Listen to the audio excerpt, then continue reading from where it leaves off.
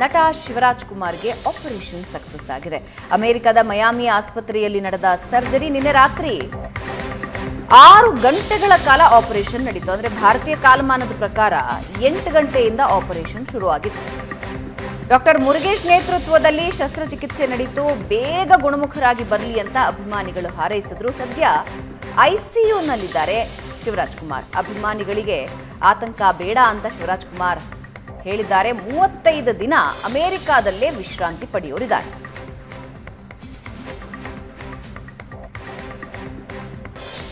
ಒಂದು ಕಡೆ ಶಿವರಾಜ್ ಕುಮಾರ್ ಅವರು ಅಭಿಮಾನಿಗಳಿಗೆ ಯಾವುದೇ ಟೆನ್ಷನ್ ಮಾಡ್ಕೋಬೇಡಿ ಅಂತ ಹೇಳ್ತಾ ಇರೋ ವಿಡಿಯೋ ನೋಡ್ತಾ ಇದ್ದೀರಾ. ಮತ್ತೊಂದು ಕಡೆ ರಾಜ್ಯದಾದ್ಯಂತ ಅಭಿಮಾನಿಗಳು ಶಿವರಾಜ್ ಕುಮಾರ್ ಅವರಿಗೆ ಆದಷ್ಟು ಬೇಗ ಹುಷಾರಾಗಿ ತಕ್ಷಣ ವಾಪಸ್ ಬರಲಿ ಅಂತ ಪೂಜೆ, ಹೋಮ, ಹವನ ತಮ್ಮ ತಮ್ಮ ಭಕ್ತಿಗೆ ಅನುಗುಣವಾಗಿ ದೇವರ ಮೊರೆ ಹೋಗಿದ್ದಾರೆ.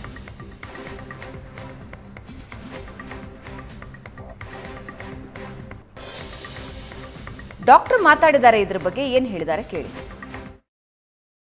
Greetings. This is a brief message for the members of the medical care team. By the kind grace of God and also blessings and prayers from many, today's major complex procedure was completed successfully. He was very stable throughout the procedure and post-operatively is doing very well. All his parameters, labs are fantastic.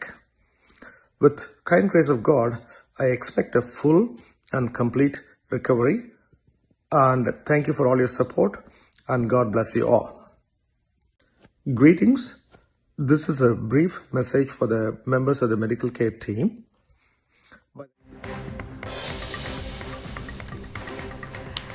S, ಯಶಸ್ವಿಯಾಗಿದೆ operation. ಇನ್ನು rest ಮಾಡಬೇಕು. ಒಂದು ಮಾಹಿತಿ ಪ್ರಕಾರ ಶಿವರಾಜ್ ಕುಮಾರ್ ಅವರಿಗೆ ಇರುವ ಅಭಿಮಾನಿ ಸಂಘಗಳ ಸಂಖ್ಯೆ ಇದೆಯಲ್ಲ, ಅದು ಹೈಯೆಸ್ಟ್ ಅಂತೆ ಕರ್ನಾಟಕದಲ್ಲಿ. ಶಿವರಾಜ್ ಕುಮಾರ್ ಅಭಿಮಾನಿ ಸಂಘಗಳು ಅಂದರೆ ಹೆಸರು ಬೇರೆ ಬೇರೆ ಹೆಸರಿನಲ್ಲಿ. ಸೊ ಅಷ್ಟು ಅಭಿಮಾನಿಗಳನ್ನು ಹೊಂದಿದ್ದಾರೆ. ಆ ಎಲ್ಲ ಅಭಿಮಾನಿಗಳು ನಿನ್ನೆ ಹೋಗಿ ದೇವರಲ್ಲಿ ಪೂಜೆ ಸಲ್ಲಿಸಿದ್ದಾರೆ. ಎಂಡ್ ಆಫ್ ದ ಡೇ ಎಲ್ಲರೂ ನಂಬೋದು ದೇವರನ್ನ. ಏನೇ ಕಷ್ಟ, ಶಸ್ತ್ರಚಿಕಿತ್ಸೆ 4 ರಿಂದ 5 ಗಂಟೆ ಆಯಿತು, ಅದು ಯಶಸ್ವಿಯಾಗಿದೆ. ಅಲ್ಲೇ ಒಂದು ವಾರ ಹಾಸ್ಪಿಟ್ಲಲ್ಲಿ ಶಿವರಾಜ್ ಕುಮಾರ್ ಹೇಳ್ತಾ ಇದ್ರು, ಅವತ್ತೇ ನಡೆಸ್ಲಿಕ್ಕೆ ಸ್ಟಾರ್ಟ್ ಮಾಡ್ತೀನಿ. ಇತ್ತೀಚೆಗೆ ಡಾಕ್ಟರ್ಗಳು ಆಪರೇಷನ್ ನೆಕ್ಸ್ಟ್ ಡೇ ನಡೆಸಲಿಕ್ಕೂ ಸ್ಟಾರ್ಟ್ ಮಾಡ್ತಾರೆ. ಅದಾದಮೇಲೆ ಪಕ್ಕದ ಒಂದು ಹೋಟೆಲ್ನಲ್ಲಿ, ಯಾಕಂದರೆ ಐಸೋಲೇಷನ್ ದೃಷ್ಟಿಯಿಂದ 1 ತಿಂಗಳಿದ್ದು, ಆಮೇಲೆ ಅವ್ರು ಯಾರೋ ರಿಲೇಟಿವ್ ಮನೆ ಇದೆ ಅಥವಾ ಎಲ್ಲಾದರೂ ಒಂದರಲ್ಲಿ ಇನ್ನೊಂದು ತಿಂಗಳಿದ್ದು, ಹೆಚ್ಚು ಕಡಿಮೆ ಫೆಬ್ರವರಿ ಫಸ್ಟ್ ವೀಕ್ ಹಿ ಮೇ ಕಮ್ ಬ್ಯಾಕ್. ಎಸ್, ಆದಷ್ಟು ಬೇಗ ರಿಕವರ್ ಆಗಲಿ, ವಾಪಸ್ ಕರ್ನಾಟಕಕ್ಕೆ ಬರಲಿ. ನ್ಯೂಸ್ ಅವರ್ ಮಾರ್ನಿಂಗ್ ಎಡಿಷನ್ಗೆ ಮತ್ತೆ ಸ್ವಾಗತ. ಬಿಹಾರದಲ್ಲಿ ವಿಧಾನಸಭಾ ಚುನಾವಣೆಗೆ ದಿನಗಣನೆ ಆರಂಭ ಆಗಿದೆ. ಈಗಾಗಲೇ ಶುರುವಾಗಿದೆ ಮಿತ್ರ ಪಕ್ಷದ ಒಳಗೆ ಬಿಸುಬಿಸು. ಬಿಜೆಪಿ ಜೆಡಿಯು ನಡುವೆ ಅಸಮಾಧಾನ ಇದೆಯಾ? ಕೇಂದ್ರ ಸರ್ಕಾರದಿಂದ 1 ನೇಷನ್ 1 ಎಲೆಕ್ಷನ್ ಕಾಯ್ದೆ.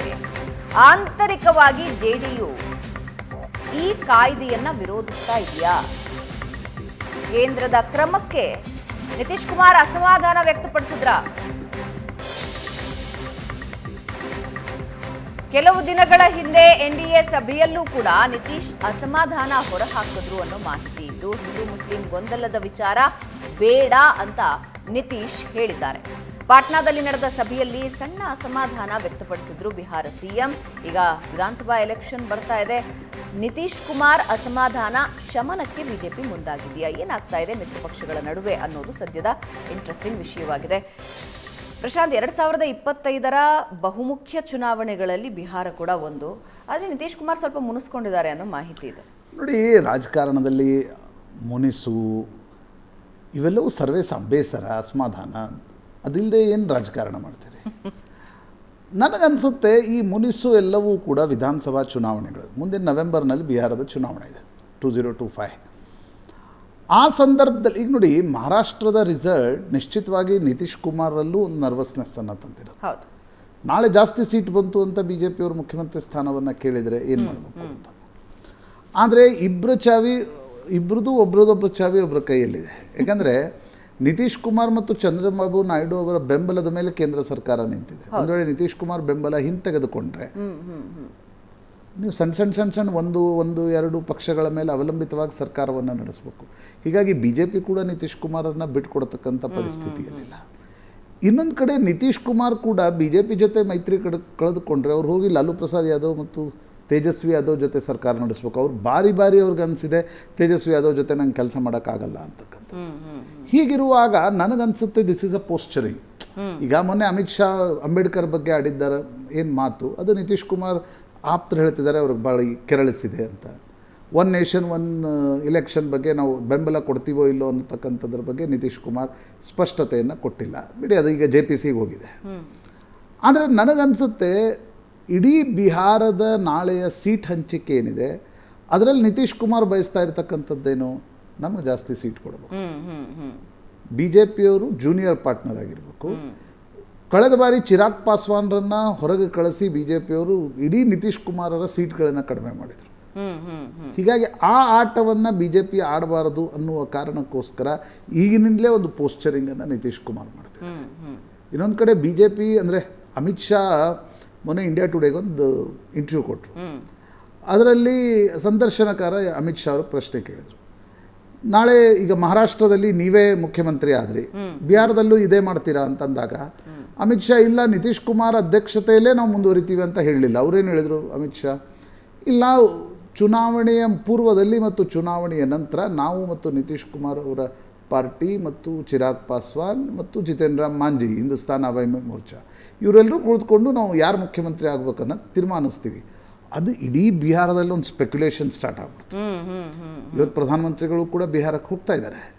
ಆ ಸಂದರ್ಭದಲ್ಲಿ ಅಲ್ಲಿ ಎಲ್ಲರೂ ಕೂಡ ಬಿಹಾರದ ಉಪಮುಖ್ಯಮಂತ್ರಿ, ಬಿಹಾರದ ರಾಜ್ಯ BJP ಅಧ್ಯಕ್ಷರು ಕೂಡ ಅದಕ್ಕೆ ಕ್ಲಾರಿಫಿಕೇಶನ್ ಕೊಡಬೇಕಾಯ್ತು. ಆ ಹೇಳಿಕೆಯ ನಂತರ ನಿತೀಶ್ ಕುಮಾರ್ ಒನ್ ಆನೆ ಮಾರ್ಗ್ನ ಅವರ ನಿವಾಸ ಏನಿದೆ ಪಾಟ್ನಾ, ಅದು ಬಿಟ್ಟು ಹೊರಗಡೆ ಬಂದಿಲ್ಲ.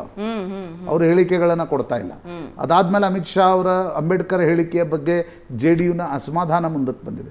ಯಾಕೆ ನನಗನ್ಸುತ್ತೆ ಭಾವನ, ಇದು ಚುನಾವಣೆಗೆ ಮುಂಚೆಯ ಸೀಟ್ ಹಂಚಿಕೆಯ ಒಂದು ಪೋಸ್ಚರಿಂಗ್ ಆಗಿ BJP ಮತ್ತು JDU ನಡುವೆ ಒಂದು ಸ್ವಲ್ಪ ತಿಕ್ಕಾಟ ನಡೀತದೆ. ಆದರೆ ನೋಡಿ, BJP ಅಲ್ಲಿ ಹೆಂಗಿದೆ, ಇಡೀ ಕಾಸ್ಟ್ ಪಾಲಿಟಿಕ್ಸ್.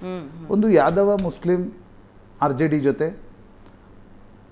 ನಿತೀಶ್ ಕುಮಾರ್ ಜೊತೆ ಕುರ್ಮಿ, ಕುಶ್ವಾಹ ಮತ್ತು ಮಹಾದಲಿತ್, BJP ಜೊತೆ ಫಾರ್ವರ್ಡ್ ಕಮ್ಯುನಿಟಿಗಳು ಮತ್ತು ಯಾದವೇತರ ಹಿಂದುಳಿದವರು. ಸೊ ನೀವು ಒಬ್ಬರನ್ನ ನೀವು ಏನೇ ಆದರೂ ಕೂಡ ಮೂರು ಪಕ್ಷಗಳಲ್ಲಿ ಎರಡು ಒಟ್ಟಿಗೆ ಬಂದರೆ ಮಾತ್ರ ಅಲ್ಲಿ ಸರ್ಕಾರ. 2015ರಲ್ಲಿ ಏನಾಯಿತು, 2020ರಲ್ಲಿ ಏನಾಯಿತು, 2025ರಲ್ಲೂ ಕೂಡ ಅದೇ ಆಗೋದಿದೆ. ಹೀಗಾಗಿ ಒಬ್ಬರನ್ನ ಬಿಟ್ಟು ಈಗ BJPನ ಬಿಟ್ಟು ನಿತೀಶ್ ಕುಮಾರನ್ನ ಬಿಟ್ಟು BJP ಸಾಧ್ಯ ಇಲ್ಲ. ನಿತೀಶ್ ಕುಮಾರ್ಗೆ ಎರಡು ಆಪ್ಷನ್ಸ್ ಇವೆ, ಒಂದು ತೇಜಸ್ವಿ ಯಾದವ್ ಜೊತೆಗೂ ಕೂಡ ಹೋಗ್ಬೋದು.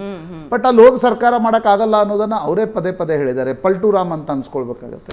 ಕಾರಣದಿಂದ ನನಗನ್ಸುತ್ತೆ ಪಾಲಿಟಿಕ್ಸ್ನಲ್ಲಿ ಪೋಸ್ಚರಿಂಗ್ ಆಟ ಜಾಸ್ತಿ ನಡೆಯುತ್ತೆ. ಇಬ್ಬರು ಒಬ್ಬರ ಜೊತೆ ಒಬ್ಬರು ಚುನಾವಣೆ ಹೋಗ್ತಕ್ಕಂಥ ಅನಿವಾರ್ಯತೆ ಇದೆ. ಕೇಂದ್ರದ ಸ್ಥಿರತೆಯ ನಿರ್ಭರತೆ ಕೂಡ ನಿತೀಶ್ ಕುಮಾರ್ ಮೇಲೆ ಮೋದಿ ಅವರದ್ದು ಜಾಸ್ತಿ. ರೈಟ್, ನೋಡೋಣ ಏನಾಗುತ್ತೆ ಅಂತ. ಬಟ್ ಈ ಬಾರಿಯ ಬಿಹಾರದ ಎಲೆಕ್ಷನ್ಸ್ ಬಹಳ interesting. Delhi and Bihar both are very interesting. Into Delhi ಇನ್ನೇನು ಬಂದೇ ಬಿಡ್ತು, ಬಿಹಾರ್ ಇನ್ನೊಂಚೂರು ಮುಂದಕ್ಕಿದೆ.